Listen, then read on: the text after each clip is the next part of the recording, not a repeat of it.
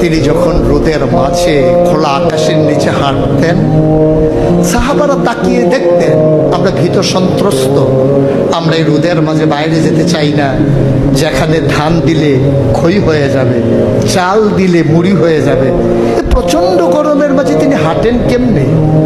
অবাক বিস্ময়ে উপরের দিকে তাকিয়ে দেখতেন নবী হেঁটে যায়, আর নবীর মাথার উপরে একটা মেঘের টুকরা ছায়া হয়ে হয়ে পাশে পাশে যায়।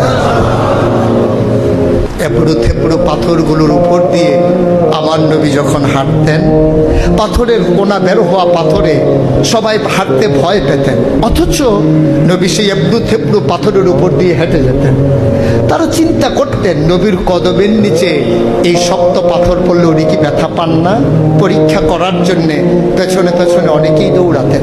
দৌড়ে দৌড়ে নবীর কদম মুবারকের নিচে যে পাথর পড়ে গিয়েছিল ওরা হাতে তুলে দেখতেন নবীর কদমের সম্মানে শক্ত পাথর তুলার মতো নরম হয়ে গেছে।